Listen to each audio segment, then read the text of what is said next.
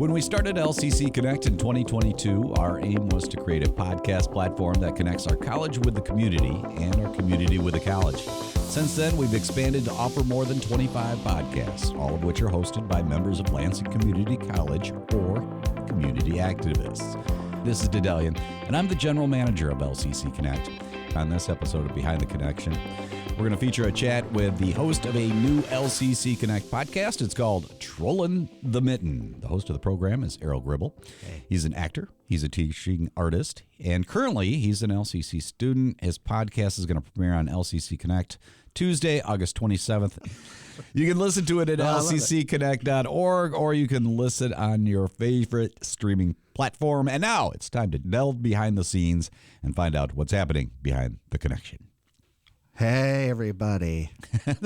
That's Aral Gribble right there, and he is joining us in the studio to talk a little bit about his experience in creating this show called Trollin the Mitten. Now, before we get into the show itself, Yes. take a little bit of time to introduce yourself. Tell me about what led you to LCC, because you're a student here, and you're a Reconnect student.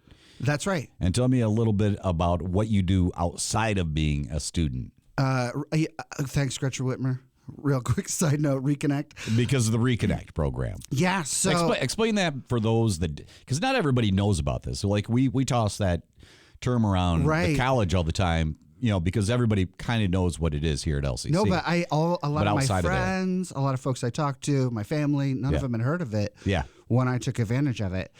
First of all, thank you for that incredible introduction. Was that really incredible? Sure. Oh, okay. It was inclusive of everything I do, which I think is it. Okay. So yeah, I studied to be an actor a long time ago and have been working as a professional actor and teaching artist, mostly in my beautiful state of Michigan. Mm-hmm, mm-hmm. And by teaching artist, what do you mean there? So I'm an artist who teaches. So not an official teacher. Right. Well, You artistically teach, or you teach right. arts. I don't have. You teach arts? I teach the arts. I teach the arts that I do. I don't have an official teacher certificate. Okay. And I often work with different programs, or sometimes I'll teach independent classes. But I'm teaching acting, singing, dancing. Singing, dancing? Yeah, basically the performing arts to folks all around. I work with the Wharton Center. You do improv in there too? Yeah, I've taught an improv class or two in my life, but there are much better teachers than me. Okay. Many of whom I have on my show. But yeah, so I went out to LA a couple times. I mean, you could say that about any profession, though. There's always somebody better than you, right? Well, I don't know. I think I'm the best actor. Oh, okay. I'm just kidding. It's a bold statement, my friend. I don't think it gets any better than this, folks. Watch the videos. You'll see. When I was out in LA, there was a lot of work, but it wasn't great. And I really How long did you spend out there? So I was out there a few times. The first time with a sketch comedy troupe when I was very young. That lasted for about 6 months. Mm-hmm. And there was a lot of poor choices made. We'll leave it at that.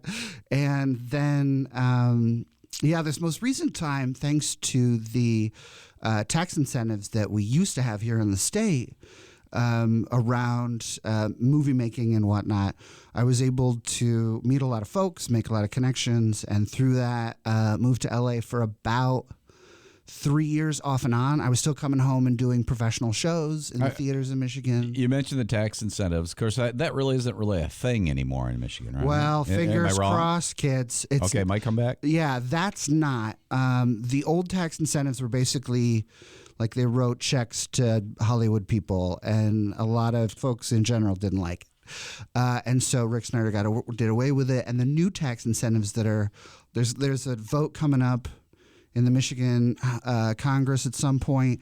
It's called the Multimedia Jobs Act. And it's about tax vouchers. So even if you're a company that's outside of the state, you can sell those vouchers to a Michigan company. So it's about tax incentives that stay in the state. Okay. But that bring, hopefully some more multimedia jobs. Is this an easy thing to Goog?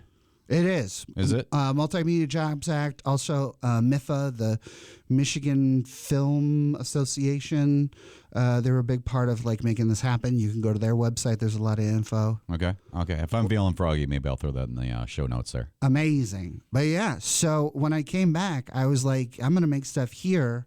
That's why I came back. I mean, also I was in love with a beautiful woman who lived here in Lansing and worked at MSU. So, there you go. There you go. So, yeah, and but I didn't have any skills sort of outside of performing, and I knew that, especially with the technology the way that it is, really the access, anybody could make a film if you know what you're doing. Yeah, definitely. Yeah, these days. So during lockdown, when I was, for the first time in my life, kind of forced not to be able to do live theater, I learned about the Michigan Reconnect program. Gretchen Whitmer passed it. It provides free community college in your local community college if you don't have a degree already. For anyone, I think, 21 and over and You're not an authority on it, but you get you're getting the idea. Yeah, out there. You had to be over 25 when it first started. Okay. And I'm well over 25. Yeah, we took the long way around to get to that, but you get the idea. It's a good program, and it's great that it brought you back into the fold of getting your education a little bit further down the road. Well, also nothing connects me. Like, I've lived in Lansing for years, and it really wasn't until I started to go in school here that I connected to my community in like a whole new way. I mean, the local artists and filmmakers from the community, often a lot of them teach here, or they're students just like me, either Michigan Reconnect or like young students. We're connected to MSU and like the arts that are done there through LCC. Like, it's really amazing. And were you born in Michigan then? Oh yeah. Okay. In Hamburg, Michigan. Hamburg. Which is just outside of Brighton. Rubble. I am a bit of a Hamburglar. Who's the guy from Popeye? Bluto? Wimpy. I'm a Uh-huh. real wimpy. Yeah, pay you for a burger. Yeah, we get the idea. Okay, so you're studying still acting here at the college then? No. So what are you here, doing here at the college? I switched because I figured, being the best actor in the world, there's nothing. Yeah, there was no place else to go. I mean, you were done. So I'm currently in the DMAC program. I'm not sure why they didn't invite you to carry the Olympic flag or torch or whatever. Well, I'm not I don't want to go to France. That river was very dirty. They cleaned it up from a little bit. Anyway, look it up. There's a really gross video of some wonderful professional Olympic diving into the grossest one I've ever seen. Anyway, what are you studying here at the college then? Well, the DMAC program is digital media, audio, and cinema program. So, audio production, video production, editing, and studio production. Are you covering the gambit then? Yeah. Okay. So I'm getting my digital media associates. So digital media specialist. So yeah, sort of kind of a little bit of everything. I think the DMAC program used to be all about kind of making folks ready to work at the local TV channels. Okay. And radio stations, but that's not so much a thing. Yeah, no, it changed a little bit. It used to be the media technology program here at the college. And actually, that's how I got started here. Right on. But of course, they had to branch out and do something a little bit different because media jobs are not quite what they used to be. No. And by that, I mean they hardly exist. So, yeah, that covers a little bit about what you do here at the college. But I find what you do outside of the college a very interesting thing. And by that, I mean your occupation currently. Yeah. So what are you doing right now? I, as a professional actor, I'm scraping for work. I'm currently working at a multitude of places. The Greenfield Village, Henry Ford Museum in That's Greenfield what Village, I wanted to focus in on. is my main job this summer. What are the other things you do before we get back to that? Well, so there's like I'm always sort of doing commercials.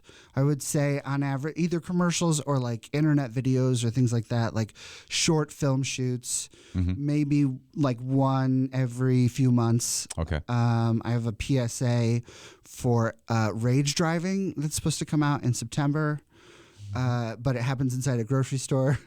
It's very funny. Okay. And I also, as a teaching artist, I work with a lot of really wonderful groups. A group called Open Spot Theater that does classes for folks on the spectrum or with disabilities. Oh, that's very cool. Yeah. It's theater for all, and it's my favorite job, and the one that probably pays the least, of course. And through the Wharton Center. Oh, I also work through MSU. I work with my wife. Real nepotism at work there. Actually, this is how her and I met, using theater in like workshops and stuff for professional development. It's based on like theater of the oppressed, like Augusto Boal's stuff. It's a deep dive for theater nerds listening out there. There's so many different directions I want to go with this, because I also want to ask you about the work you do at MSU. I find that to be just interesting. And if you could just dive just like lightly into that, a little bit about what that means and what you're doing exactly. Sure. What's the name of the group again? So it's called the Transforming Theater Ensemble. It's through the Institutional Diversity and Inclusion Office. They just changed their name. I think that's it. And we use sometimes video, sometimes live performances, but showcasing moments of tension, oppression, bias, showcasing sometimes stories of, those moments of bias and tension. So it's around like diversity, equity, and inclusion, and about sort of like helping, ultimately changing hearts and minds by sharing people's stories. Wow. That's very cool, actually. Thanks. So the Greenfield Village thing, that you actually like dress up and stuff, yes? I do. I currently in my vehicle have and there's nothing more Michigan than Greenfield Village, I should say. That's right. I mean, anybody that's from the area or that's ever been there knows that is a very Michigan thing to do. Man, and it's really cool. So what do you do there exactly? What happens? What's the day in the life in Greenfield Village? A day in the life in the village. Yeah. It's wild. It's great because it's actually a really wonderful job for a lot of actors around the whole area, right? So even though it's all the way down in Dearborn, like I'm driving down because it's worth it. It feels great to be a part of like this thing. So for me, I often get dressed before I go, so I don't have to like get dressed in a bathroom because everything's always under construction. Henry Ford's always he's always working. Yeah, so now that he's gone, he's still working. That's right. So depending on the actor, certain actors walk in secretly along the back railroad line, so they're not seen by the guests. So that's a little inside scoop. I am a huge attention lover, so I immediately you go through the side, through the like employee entrance gate, onto one of the platforms. So you're immediately like with all the folks. I'm dressed in attire from a gentleman's attire from 1850. Michigan. Oh, that's very misleading. Yeah, and then right, look, there's a lot of acting happening, and and then I work my way through the village. It's about like a 15-20 minute walk to the Eagle Tavern, which is like the fancy sit-down restaurant at the village. Okay, which originally was a stagecoach stop along the Detroit-Chicago Road in Clinton, Michigan, where folks would spend the night, get a meal, drink their problems away. Okay. We also have a lovely women and children sitting parlor. Okay. Because, of course, women and children in 1850 wouldn't be allowed in the bar room. Right. we make a joke. We're like, so now in 2024, ladies first, Make it up for lost time. That's right. That's right. Very cool. I absolutely love that you do that, and I hope to come out there and see you sometime at Greenfield Village. All right, let's get into the show here. Okay. Oh, it's called Trollin the Mitten. Explain the story. I think most anybody from the Great Lakes State would have an idea of what you're hinting towards, what you're trying to say here. Yeah. But let's explain it a little bit for anybody who's never heard of the term troll in the Mitten State. Trollin the Mitten. Okay. Well, I love, first of all, that it can be taken two ways. It's a double meaning, yes. Yes. I sort of am a troll in the mitten, right? For those who are unaware, although if you're listening to this and you're not from Michigan, cool, welcome. But otherwise, trolls live below the bridge. The Correct. Goats live above, right? So everybody from the UP is a goat. And so, it's a little bit about me being here, but also because I'm the host, but mostly it's trolling. Like you troll like people online or whatever. It's but in like a fun, loving, family way. Yeah. The way you would troll family members. And of course, the Mitten refers to Michigan. Our beautiful Great Lakes State. At least the bottom part looks like a mitten. Right. That's right. Because I've never identified what the UP looks like. I always kind of felt like it looked like a bird or something. No, people sometimes use like the weird like finger guns thing. To make the like, I don't know. Come on. So. You're I guess so. So troll in the mitten, obviously double meaning here, and we're saying kind of troll in the mitten. Yeah, I think everybody who lives in Michigan has a love-hate relationship with this state. Right. It's beautiful. It's wonderful. It's incredible. It's a Great Lake State. It's complicated. It's complicated.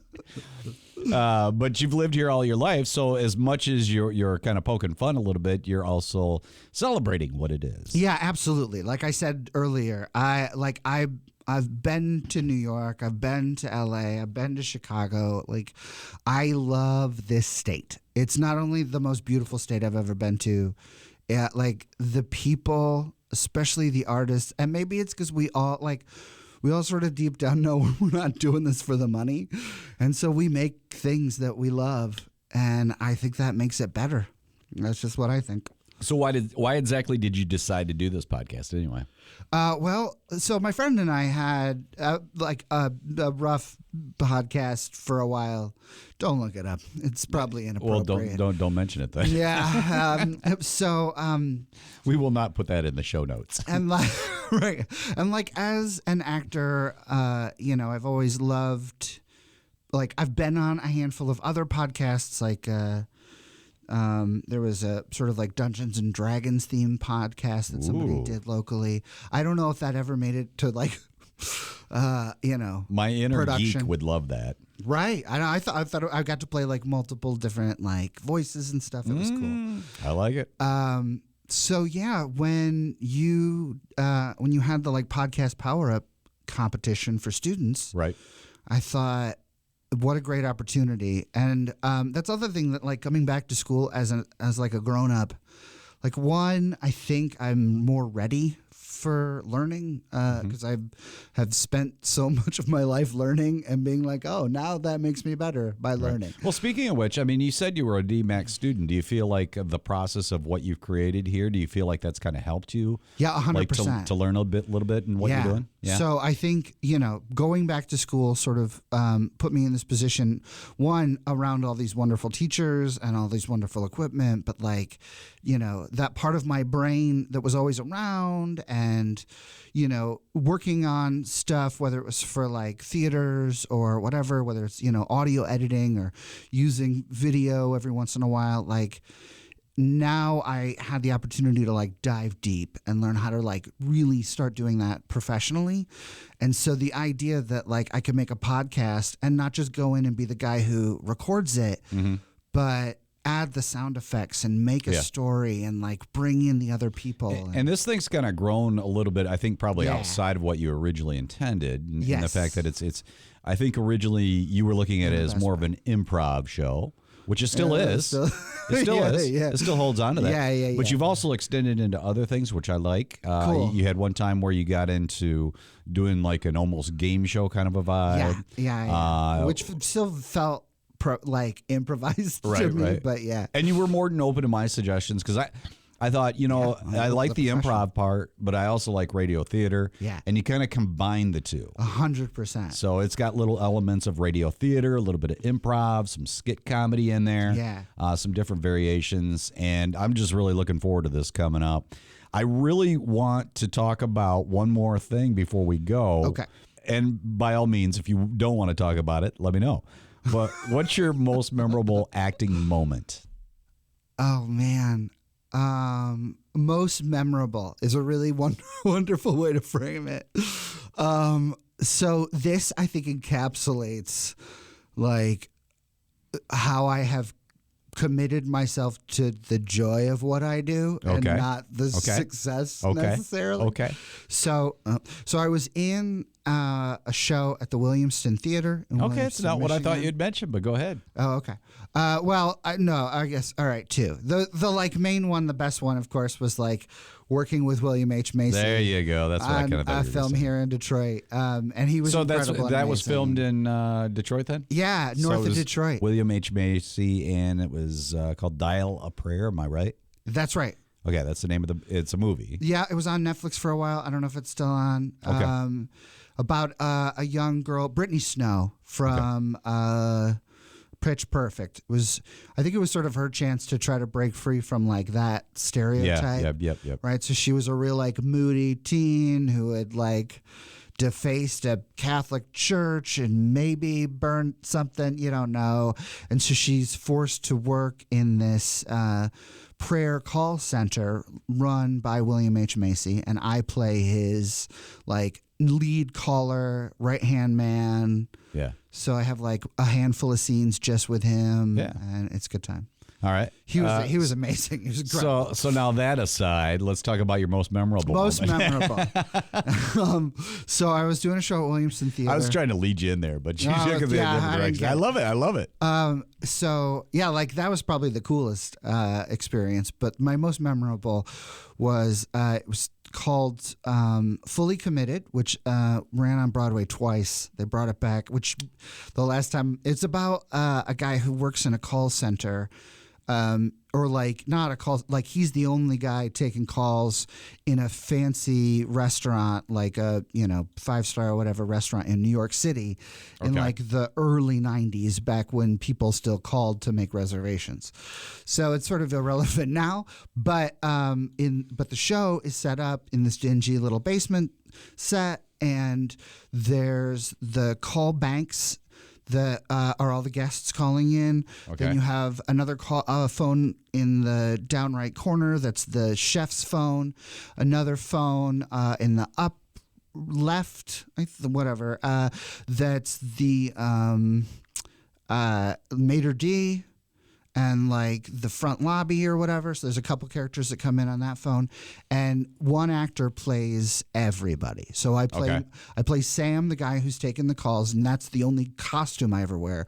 But every time I'm on the phone with someone, I become both characters. So one man show basically. Yeah. Very cool. So it was a matinee of that show, and it was early Williamston, so they were doing a lot more shows maybe than I think they had audiences for then. Mm-hmm. And so I did the show for 3 people, and, sweat pouring down my face at the end of the show, and came forward for the curtain call, and those 3 wonderful people like stood up, and I shook their hands and said, thank you. And they were like, that was wonderful. And I'm like, all right, I'm going to go upstairs now. That is a memorable moment. And those 3 people still talk about that today. So, really? Yeah. Oh, that's and like, great. Where else can you get that but the Midwest? You know what I'm saying? No, it's not any other place. Anyway, hopefully you'll get more than 3 people listening to Trollin the Mitten. That's right. That's fingers crossed on that. But even if you don't, those 3 people are going to enjoy it. It is a lot of fun, and it is great to have a comedy show on board here at LCC Connect.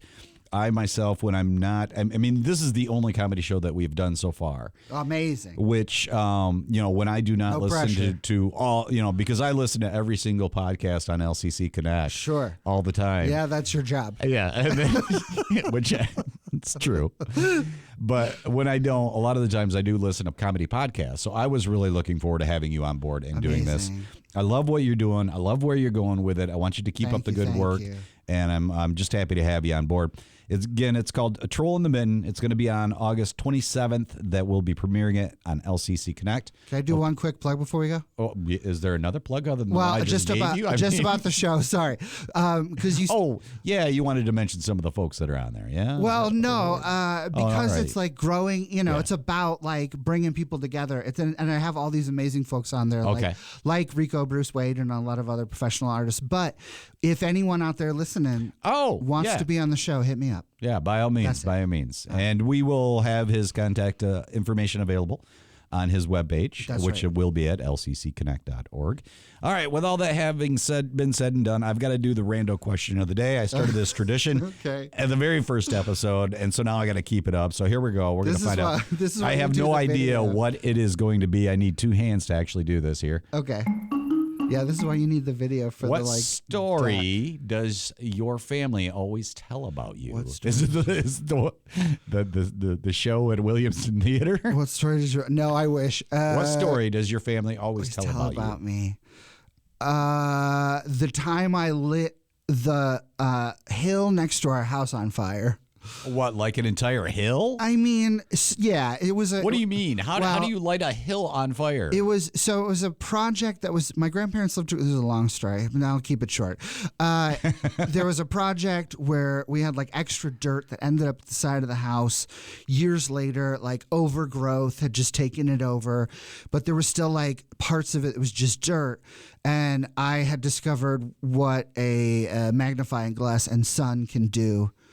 Oh, wow. To things. Yeah. And so I had started a little fire and was using like the dirt to put it out. And at one point the fire got carried away. My parents drove off, didn't see the blazing flame next to their car. Thank God. And then one of my 4 sisters came out, my sister Angela, and was like, holy... and grabbed the hose and put it out, and we're here today because of her. Well, I'm glad. I was way too young. My father was a science teacher. I had lots of cool things to play with when I was too young probably to play with.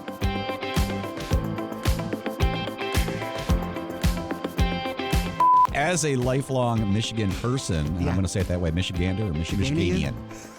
Is that your choice, Michiganian? It was for a very long time. I think Big Gretch really put the kibosh on that. She says Michigander all the time, and there's some clip. Look it up, folks. I've always been Michigander. I think we should have a duck for our official state bird, like a Michigander. Yeah. The Michigander. Yeah, the Michigoose and the Michigander. This is LCC Connect. Voices. Vibes. Vision.